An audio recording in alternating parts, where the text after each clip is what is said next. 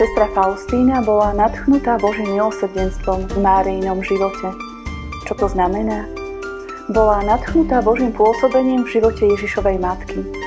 Ale na to, aby sme boli niečím nadchnutí, potrebujeme to vidieť, počuť, venovať tomu čas. Sestra Faustína spoznávala veľkosť Božieho milosrdenstva v živote nebeskej matky, nielen počas zjavení, ale predovšetkým rozjímaním nad Božím slovom a rozjímaním nad tajomstvami svätého ruženca.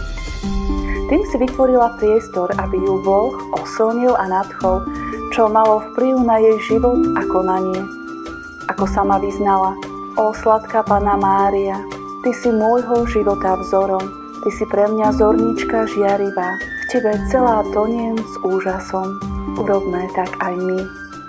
Svätá Faustína, nadchnutá Božím milosrdenstvom v Máriinom živote, oroduj za nás.